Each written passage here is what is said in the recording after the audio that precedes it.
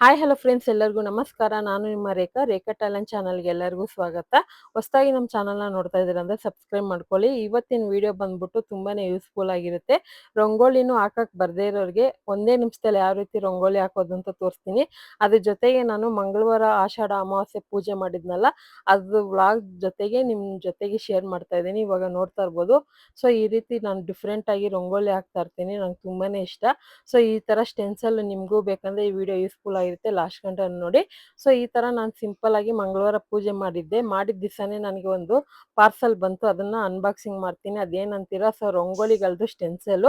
ನಾನು ತುಂಬಾನೇ ಕಡಿಮೆ ಟೈಮಲ್ಲಿ ಇದ್ದಾಗ ನಾನು ರೀಲ್ಸ್ ನೋಡ್ತಾ ಇರ್ತೀನಿ. ಜಸ್ಟ್ 5 ನಿಮಿಷ 10 ನಿಮಿಷ ರೀಲ್ಸ್ ನೋಡ್ತಾ ಇರ್ತೀನಿ. ಆ ಥರ ರೀಲ್ಸ್ ನೋಡುವಾಗ ನನಗೆ ಕಣ್ಣಿಗೆ ಒಂದು ಬಿತ್ತು ರಂಗೋಲಿ ಸ್ಟೆನ್ಸಲ್ಗಳು ಆಫರ್ದು ಬಿತ್ತು. ಯಾಕಂದ್ರೆ ಹೊರಗಡೆ ಜಾತ್ರೆಗಳಲ್ಲಿ ಅಂಗಡಿಗಳಲ್ಲಿ ನಾನು ಒಂದೊಂದು ಸ್ಟೆನ್ಸಲ್ನ ಕೇಳಿದ್ದೀನಿ. ₹100, ₹120, ₹160 ಗಂಟನೂ ಇದೆ ರೇಟು. ಇದು ಬಂದ್ಬಿಟ್ಟು ನಾನು ₹60 ಒಂದು ಸ್ಟೆನ್ಸಲ್ ಅಂತ ಆಫರ್ ಬಿಟ್ಟಿದ್ರು. ಅದಕ್ಕೆ ನಾನು ಆರ್ಡರ್ ಮಾಡಿ ತರಿಸ್ಕೊಂಡಿದ್ದೀನಿ. ಅದ್ರ ಜೊತೆಗೆ 2 ಬಾರ್ಡರ್ ಥರದ್ದು ತರಿಸ್ಕೊಂಡಿದ್ದೀನಿ. ಬಾರ್ಡರ್ ತರದ್ ಬಂದ್ಬಿಟ್ಟು ಜೊತೆ ₹70 ಅಂತ ಕೊಟ್ಟಿದ್ರು. ಜಸ್ಟ್ ಸಿಂಗಲ್ದು ಒಂದು ಸ್ಟೆನ್ಸಲ್ ಬಂದ್ಬಿಟ್ಟು ₹60 ಅಂತ ಕೊಟ್ಟಿದ್ರು. ಇದಕ್ಕೂ ಮುಂಚೆ ಅವರು ಒಂದು ವಾರಕ್ಕೆ ಮುಂಚೆನೆ ₹40 ಅಂತ ಆಫರ್ ಬಿಟ್ಟಿದ್ರಂತೆ. ನಂಗೆ ಗೊತ್ತಿರ್ಲಿಲ್ಲ. ಆನಂತರ ಪರವಾಗಿಲ್ಲ, ಇನ್ನೂ ಸ್ವಲ್ಪ ಜನ ತಗೊಂತಿದಾರಂತ ₹60ಗೆ ಬಿಟ್ಟಿದ್ದಾರೆ.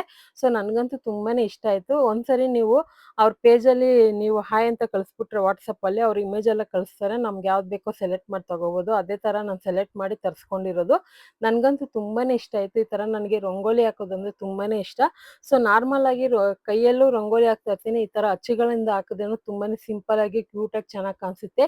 ಯಾವ ರೀತಿ ಹಾಕೋದಂತಾನು ಲಾಸ್ಟ್ ಅಲ್ಲಿ ಅಟ್ಯಾಚ್ ಮಾಡಿರ್ತೀನಿ. ಪ್ರತಿಯೊಂದು ನನ್ಗೆ ಇಷ್ಟ ಆಯ್ತು.